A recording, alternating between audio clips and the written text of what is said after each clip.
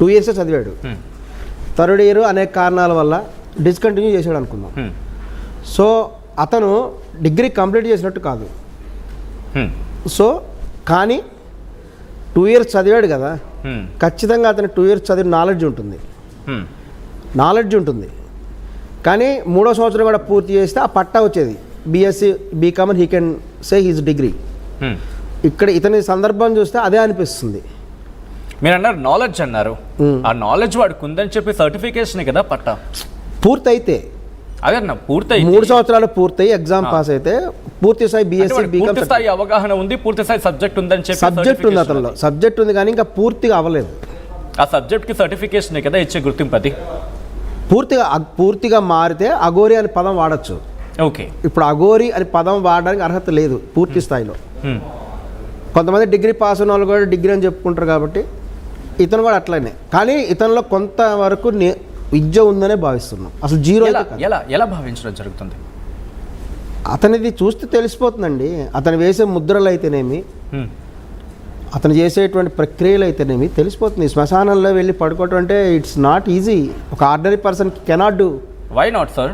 No why not? వెళ్దామంటే పదండి, I'm ready. అయితే చొక్కా ప్యాంట్ ఇప్పేయండి. మీరు అన్న మాట ఏంటి? దిగంబరంగా ఒళ్ళంతా బూడిద పూసుకొని పుర్రెల మంట వేసుకొని శ్మశానంలో పడుకోగలరా మీరు? ఒక సాధారణ మనిషికి శ్మశానంలో పడుకోవడం కష్టం అన్నారు. అక్కడ బట్టలు వేసుకోకపోవడం అనేది తర్వాత విషయం. మరి అఘోరి అతను అఘోరియన్ పదం నేను కూడా పడుకున్నంత కంప్లీటెడ్ అఘోరియన్ నేను కూడా అనట్లేదు. ఓకే, అతను ఏంటంటే చిన్నతనంలోనే మనం జాగ్రత్త అనాలిసిస్ చేద్దాం. Let be truth, no problem, we can analyse. True, నేనేమి అతని సపోర్ట్ ఏం కాదు. మళ్ళీ డోంట్ మిస్అండర్స్టాండ్. ఓకే, అతని యొక్క తీసుకుంటే చిన్నప్పుడే ఒక 7-8 years ఏజ్లో అతను కొంతమంది వాళ్ళ దగ్గర కూడా ఆకర్షింపబడి ఎవరు దిమ్మరులు అంటే తిరిగేవాళ్ళు, అతని తల్లిదండ్రుల యొక్క పర్మిషన్ తీసుకుని వెళ్ళిపోయాడు. అతను చాలా సంవత్సరాలు జర్నీ చేశారు కదా వాళ్ళతో పడి. సో ఖచ్చితంగా వాళ్ళ దగ్గర నుంచి కొన్ని నేర్చుకునే అవకాశం ఉందా లేదా జనరల్గా ఆలోచించండి. అవకాశం ఉంది. కొన్ని విద్యలు చిన్నవి నుంచి కొన్ని నేర్చుకునే అవకాశం ఉంది. ఆ విధంగా నేర్చుకొని కొన్ని రకాల ముద్రలు అయితేనేమి, కొన్ని రకాల తంత్రాలు అయితేనేమి అది నేర్చుకునేడానికి అవకాశం ఆస్కారం ఉంది. ఓకే, ఇంట్రెస్టింగ్ పాయింట్ని మీరు టచ్ చేస్తారు. నేను మీ దగ్గరికి వచ్చే ప్రయత్నం చేస్తాను. తన ఆస్కారం ఉంది తను నేర్చుకోవడానికి అంటూ కూడా మీరు చెప్పుకొచ్చారు. Let me note this point, మళ్ళీ మీ దగ్గరికి వస్తాను. మాధురి ఆయన ఏమంటున్నారో మీరు చూసారు.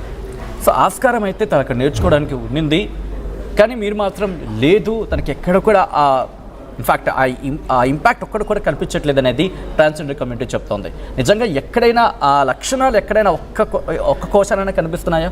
ఎందుకంటే గతంలో మీరు అన్నారు జ్యోతిర్లింగాలను దర్శించాను, శక్తిపీఠాలను దర్శించాను, కాస్త వాటి మీద అవగాహన అయితే ఉందన్నారు. అందుకే మిమ్మల్ని అడుగుతున్నాను నేను.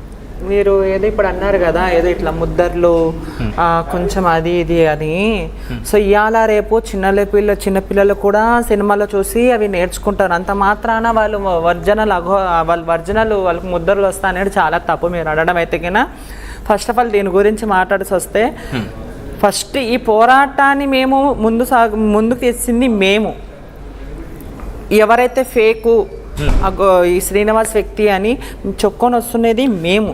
అప్పుడు ప్రజలు ప్రతి ఒక్కరు, ఇప్పుడు వీళ్ళు ఎవరైతే ఈయన కూడా మాట్లాడు, ప్రతి ఒక్కరు అఘోరకి వత్తాసు పలికినోలే ఒకప్పుడు.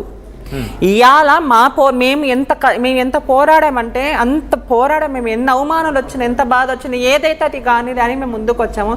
ఇవాళ చాలా మంది కూర్చొని ఏదేదో మాట్లాడుతున్నారు, ఏదేదో చేస్తున్నారు. కానీ దయచేసి మా పోరాటాన్ని పోరానివ్వండి. మీరు మాట్లాడకపోయినా పర్వాలేదు. ఏదేదో మాట్లాడి తిక్క ప్రశ్నగా సమాధానం చెప్పుకుంటే ఏదేదో చేస్తూ ఉంటే మీ పోరాడు ఏం వేస్ట్. కనీసం మీరు ఇప్పుడు ఏదో చెప్తున్నాడే చిన్నప్పుడు ఇవన్నీ మేము చెప్పినది మీరు వచ్చి చెప్తానేది. సో నేనైతే కన్నా అప్పుడు ఇప్పుడు ఎప్పటికీ ఫేకే అని అంటానండి. కానీ రీసెంట్గా ఒక అంశం తెర మీదకి రావడం జరుగుతోంది. ఒకవేళ మాకు ఇబ్బందికర వాతావరణం గురి చేస్తే మేము చనిపోతామంటూ. ఒక్కసారి ఈ ప్రశ్న నేను అక్కడికి వెళ్ళే ప్రయత్నం చేస్తున్నాను. మురళి గారు, ఒక సాధకుడికి లక్షణం సాధకుడే కాదు, సాధారణంగా శాస్త్రాల మీద పట్టున్నా, లేకపోతే దైవత్వం మీద కావచ్చు, లేకపోతే ఆధ్యాత్మిక ఉన్న వ్యక్తి ఎవరైనా ఒక నమ్మకం ఉంటుంది, చచ్చేం సాధిస్తాం, బతుకుండి సాధిస్తాం అని చెప్పి భగవంతుడి నమ్మకంతో. ఒకవేళ ఆ మినిమం సెన్స్ కూడా లేని వ్యక్తి అని మాట్లాడుకున్న నేపథ్యంలో ఆ వ్యక్తిని ఎలా చూడాలి ఇప్పుడు?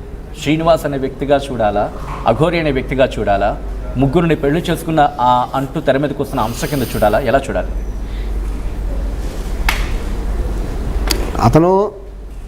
అతని యొక్క ప్రయాణంలో తనకు సెల్ఫ్ డిఫెన్స్ కోసము ఇటువంటివి కొన్ని ప్రాక్టీస్ చేస్తున్నట్టు కనబడుతుంది. అతను వివిధ దేవాలయాల దగ్గరికి వెళ్ళినప్పుడు ఓకే, మనం జాగ్రత్తగా గమనించి అతని ప్రయాణము కొన్ని దేవాలయాల దగ్గరికి వెళ్తే అతనికి అంత పర్మిషన్ దొరకలేదు. ఇక్కడ ఆంధ్రాలో, తెలంగాణలో అతను స్వేచ్ఛగా తిరిగాడు. తెలంగాణలో జోగులాంబ శక్తిపీఠం దగ్గరికి వెళ్ళారు, అక్కడ పూజలు చేశారు. అది పూర్తి నగ్నంగా విభూతి పూసుకొని ఆ పొర్రెల మెడలో వేసుకొని. అలాగే తెలంగాణలో అనేక దేవాలయాల్లో అదే విధంగా వెళ్ళాడు అతను. అదేవిధంగా సికింద్రాబాద్లో అమ్మవారి గుడి దగ్గర అతను ఒంటికాల మీద నిలబడి అమ్మవారికి కూడా తగినటువంటి పూజ చేశాడు. కొంత ఒంటికాల మీద నిలబడి చాలాసేపు ముద్రతో ఉన్నాడు. అది అక్కడ ఉన్న వాళ్ళు అందరూ కూడా చూడటం జరిగింది. ఇంత శక్తి ప్రదర్శించిన వ్యక్తి ఆంధ్రాలో వెళ్ళేటప్పటికి అతని వల్ల కాల, పూర్తి వ్యతిరేకత వచ్చింది అక్కడ. అతను ఏంటంటే తప్పనిసరిగా వస్త్రదానం చేయాలి, వస్త్రదానం చేయకపోతే గుళ్ళోకి పోనివ్వు అని అక్కడ వాళ్ళు ఆపడం జరిగింది. సో ఇటువంటి సందర్భాలలో ఇటువంటి వాళ్ళు ఏం చేస్తారంటే సెల్ఫ్ డిఫెన్స్ మార్గంలో కొన్ని రకాలైనటువంటి పద్ధతులు ఫాలో అవుతారు. ఇప్పుడు ఆయన ఒకటే వ్యక్తి కారులో తిరుగుతూ ఉంటాడు. మరి దారిలో ఎవరైనా అటాక్ చేస్తే ఏం చేయాలి, లేదంటే అతని మార్గానికి ఎక్కడైనా సామూహికంగా వస్తే ఏం చేయాలి, ఇటువంటి వాటికి సాధారణంగా ఏంటంటే ఒంటరిగా పాటించే వాళ్ళు కొన్ని టిప్స్ ఫాలో అవుతారు. ఉదాహరణకి లేడీస్ అయితే బ్యాగ్లో కొన్ని పెట్టుకోవటం. ఈ మధ్య తను చెప్పుకుంటూ వస్తున్నాడు కదా, ఇతని విషయం చెప్తే చాలా సందర్భాల్లో చూసాము. అతను ఒక వెపన్ తీసుకొని, కత్తి లాంటివి తీసుకొని వాళ్ళ మీద అటాక్ చేయటం, చేయబోవటం, ప్రయత్నం చేయటం. తర్వాత ఇంకా ఎక్కువ మంది ఉన్నప్పుడు బెదిరించటం, నేను పోసుకొని చచ్చిపోతా, అదొక బెదిరింపు. ఎందుకు అటువంటి వాళ్ళు నిజంగా చేయరు. ఒక సాధకుడు అనుకున్న సందర్భంలో ఒక సాధకుడు అటువంటి పనులు చేస్తాడా? ఎందుకంటే మనకి బాబాలను చూసాము, లేకపోతే ఆధ్యాత్మికవేత్తలు వస్తూ ఉంటారు, ప్రసంగాలు చెప్పిన వాళ్ళు వస్తూ ఉంటారు. అవును, ఏ బేస్ తీసుకున్నా ఆధ్యాత్మికత్వాన్ని నమ్ముకున్న ఎవరైనా కాస్త సామరస్యంగా వెళ్ళే ప్రయత్నం చేస్తారు. అవును, నేను పొడి చేస్తాను, నేను చంపేస్తాను, లేకపోతే ఇటువంటి మాటలు అనేవి యాక్సెప్టెన్సీ లేవు సమాజం. ఆధ్యాత్మికవాదం అంటే వీళ్ళది సెపరేట్ అండి అసలు కంప్లీట్గా. ఆధ్యాత్మికవాదం అంటే మామూలు గుళ్ళు పూజలు అందరూ చేసే సాంప్రదాయాలు అవి వేరు, వీళ్ళు కంప్లీట్ డిఫరెంట్ ఉంటాయి. అదే వీళ్ళంటే ఎవరు అఘోరి మార్గంలో అఘోర మార్గంలో వెళ్ళేటువంటి వాళ్ళు చేసేటువంటి క్రియలు వేరే ఉంటాయి. వాళ్ళు శవాల మీద ఒంటికాల మీద నిలబడి ఆ విషయం అందరికీ తెలిసిందే. వాళ్ళ విధానాలు డిఫరెంట్ ఉంటాయి, వాళ్ళ పద్ధతులు వేరే ఉంటాయి. నేను అడుగుతుంది అది, వాళ్ళ పద్ధతులు వేరే ఉంటాయి. ఆ పద్ధతులు ఎక్కడ ఎప్పుడు ఎలా అనుసరించాలి అక్కడ అలాగే అనుసరించాలి. అవును, జనసంచారం ఎక్కువగా ఉన్న చోట ఇటువంటి పూజలు అనేవి ఇంతవరకు ఎవరో చూడని పరిస్థితి. ఇది ఎంతవరకు సమంజసం చేయడం, ఇది నిజంగా యాక్సెప్టబుల్ కాదు. వాస్తవానికి ఏంటంటే ఒక గ్రూప్ ఆఫ్ పీపుల్ ఉన్నారు, మరి గ్రూప్ ఆఫ్ పీపుల్ తన మాట వినాలంటే ఏం చేయాలి అనేటువంటి దాంట్లో వాళ్ళు డిఫరెంట్ టెక్నిక్స్ ఉంటాయి. అందులో అదొక టెక్నిక్. ఇప్పుడు అతను అనేక మంది అతని దగ్గరికి రాబోతున్నారు, అతని ప్లేస్కి వచ్చేసి అతను అరెస్ట్ చేస్తారేమో భయపడ్డప్పుడు అతను జనాలను బెదిరించడం కోసం పోసుకొని చనిపోతాను. బెదిరించాల్సిన అవసరం అక్కడ ఏముంది? తనకి ఒక టెంపుల్కి వెళ్ళిన సందర్భంలో బట్టలు వేసుకోమంటే బెదిరించడమా? కాదు కదా. ఒక టెంపుల్కి దాంతో పాటు బట్టలు వేసుకుందాని కాదు, అక్కడ టెంపుల్ కి పర్మిషన్ ఇవ్వము దర్శనం చేసుకోవడానికి అన్నారు. ఆ పర్మిషన్ దర్శనం ఇవ్వకపోతే పోసుకుంటాను. లైవ్ లో ఉన్నాను నేను ఆ రోజు అక్కడ, ఇక్కడ నేను లైవ్ లో ఉన్నాను అక్కడ జరుగుతున్న సందర్భంలో. మీరు బట్టలు వేసుకుని లోపలికి వెళ్తే మిమ్మల్ని ఎలౌ చేస్తామన్న తర్వాత ఎలౌ చేయని సందర్భంలో జరిగిందా రచ్చట ఇదంతా, రైట్? అది సమంజసమా? కేవలం వస్త్రధారణ వేసుకోండి, ఆ తప్పేం కాదు కదా. వస్త్రధారణ అనేది వాళ్ళకి తప్పు. వాళ్ళకి ఏంటంటే అతను అఘోర లక్షణాలు అతనిలో ఎక్కువ ఉన్నాయి. అఘోరి అనటం కంటే అఘోర లక్షణాలు అతనిలో ఎక్కువ ఉన్నాయి. ఏ రకంగా? అఘోరాలు పూర్తి దిగంబరంగా ఉంటారు, అఘోరీలు ఉండరు. కానీ ఇదే స్థానంలో అఘోరులతో మేము మాట్లాడిన సందర్భంలో వాళ్ళు చెప్పుకొచ్చారు, వాళ్ళు ప్రైవసీ, బహుశా ఈ పదం అంటే వాళ్ళ ఏకాంతంగా ఉన్న సందర్భంలో కావచ్చు, లేకపోతే వాళ్ళు ఇటు జన సంచారం లేకపోతే వాళ్ళ ప్రపంచంలో వాళ్ళు ఉన్నప్పుడు దిగంబరంగా ఉంటారు. ఎప్పుడైతే సమాజంలోకి వచ్చే సందర్భంలో ఆ ప్రైవేట్ పార్ట్స్ ని కవర్ చేసుకుంటారు. అది మరి అలాంటిది ఈ వ్యక్తి ఇలా చేయడం వాళ్ళు కూడా యాక్సెప్ట్, ఇన్ఫాక్ట్ ఆ అఖాడా కూడా ఖండిస్తోంది కదా ఎటువంటి లక్షణాలు లేవని చెప్పి. మరి ఎలా మనం ఎలా అనుకుంటామంటే ఫ్రమ్ ద బిగినింగ్ తనలో ఆ లక్షణాలు ఉన్నాయి అని చెప్పి. వాళ్ళలో వేర్వేరు రకాల పీపుల్ ఉంటారండి. ఇప్పుడు కొంతమంది నీట్గా డ్రెస్ వేసుకోవడానికి ఇష్టపడతారు, కొంతమంది నల్ల బట్టలు ధరిస్తారు, కొంతమందిలో కొంతమంది పీపుల్ అలా ఉంటారు. Okay, we cannot say that is there personal taste. అంటే 3 ఆప్షన్లలో వాళ్ళు ఏదైనా ఫాలో అవ్వచ్చు.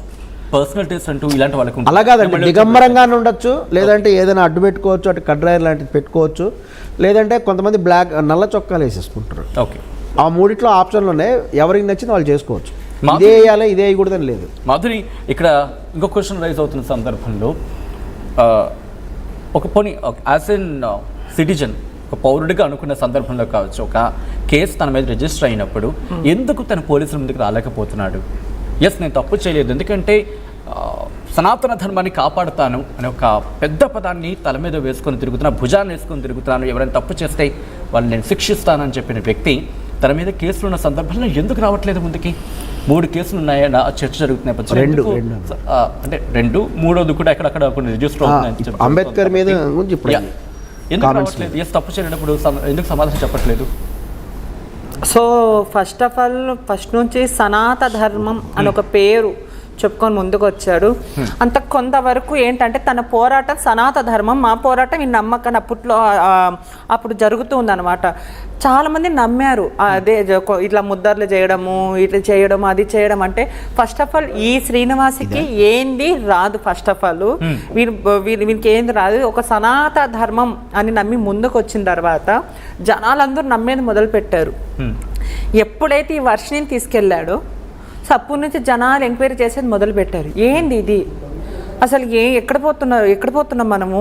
ఎలాంటి మురళీకృష్ణ అన్న మాట మీరు ఉన్నారా? ఏమని ఆయన ఉన్నారు, చిన్నప్పటి నుంచి తనకు లక్షణాలు ఈయనకు ఫస్ట్ ఆఫ్ ఆల్ ఏమీ తెలియదు. ఈయన మధ్యలో వచ్చి మాట్లాడితే నాకు అసలు లేదు. ఒక మాట ఈయనకి సగం తెలుసు, సగం తెలియదు.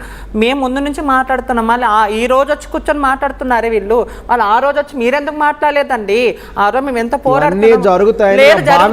లేదు ఒక మాట ఆ రోజు మీరు ఒక మాట ఆ రోజు మీరు ఒక్క నిమిషం ఆ రోజు అగొరగా పలికిన మీరు ఈ రోజు కూర్చొని సపోర్ట్గా ఉంటే మేము ఒప్పుకోను. మేము అసలు ఎవరు ఒప్పుకోము. ఈ వర్షిని తీసుకెళ్ళినప్పుడు ఒక్కసారి మీరు కంటిన్యూ చేద్దాం. వాళ్ళు ఏమంటున్నారు? ఆ రోజు ఎందుకు మీరు సపోర్ట్ చేశారు, ఈ రోజు ఎందుకు మీరు సపోర్ట్ చేయట్లేదు ఆ గురించి చెప్పి అంటున్నారు. ఏమైంది? ఆ రోజు మీకు అఘోరులకు కనిపించిన